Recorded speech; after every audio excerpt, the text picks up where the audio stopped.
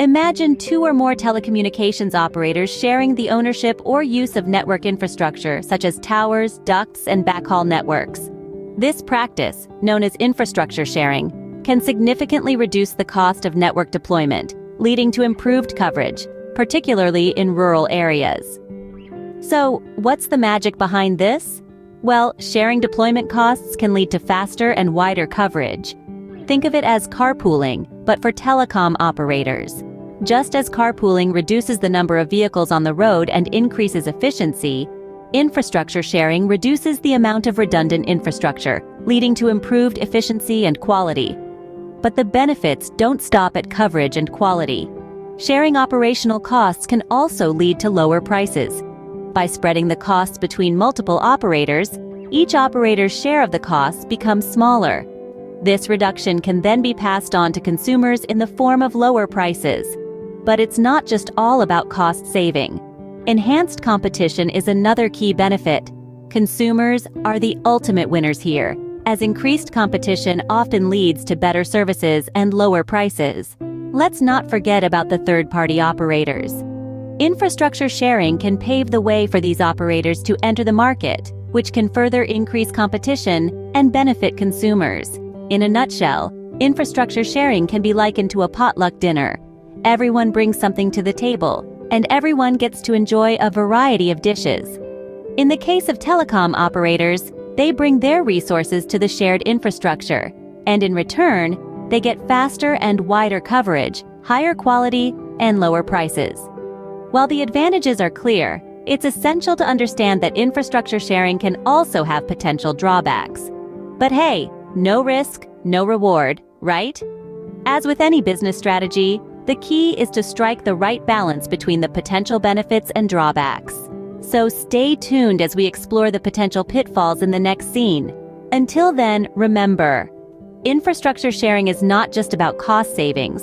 It's about building a more efficient, competitive, and consumer-friendly telecommunications sector. So, what's the flip side of infrastructure sharing? Let's dive into the potential cons. While infrastructure sharing can lead to lower costs and enhanced competition, it can also inadvertently harm the very competition it aims to encourage. This can happen by reducing the competition based on infrastructure, as operators no longer need to compete on who has the best or most comprehensive network.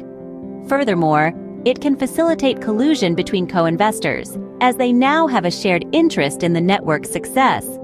The market context and the type of technology deployed, be it fixed or mobile, can also considerably affect the magnitude of these potential benefits and drawbacks. For instance, in a market with a high level of competition, the negative impact on infrastructure-based competition might be less pronounced. These drawbacks highlight the importance of careful design in infrastructure sharing agreements. Now that we've looked at the pros and cons, let's examine the different types of infrastructure sharing agreements. First off, we have full joint ventures. These are often seen as the most efficient type of infrastructure sharing. They bring together the capabilities and resources of multiple operators, creating a synergy that can lead to faster and wider coverage. However, these ventures can be quite inflexible and costly.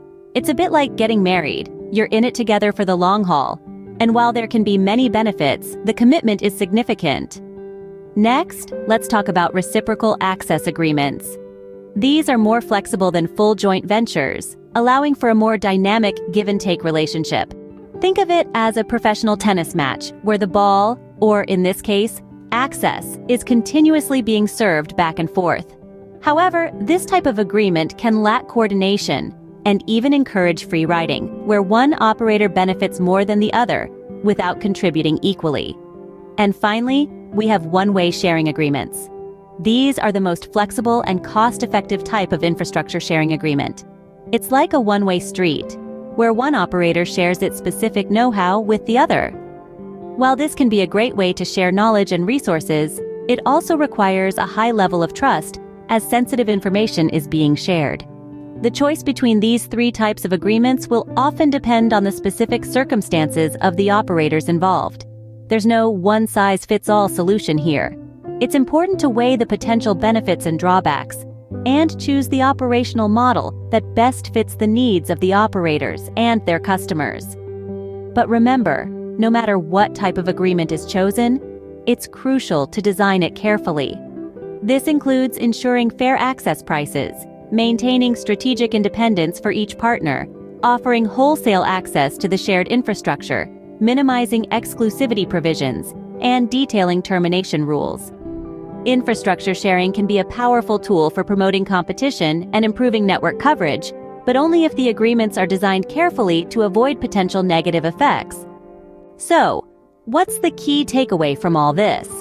Infrastructure sharing can lead to faster, wider coverage, lower costs, and increased competition. However, it's not a one-size-fits-all solution. The type of agreement, the market context, and the technology used all play a role. The secret sauce? Careful design. This ensures benefits are maximized, costs minimized, and potential negatives are kept in check. Remember, infrastructure sharing can be a win-win situation for all, but only with careful planning and design.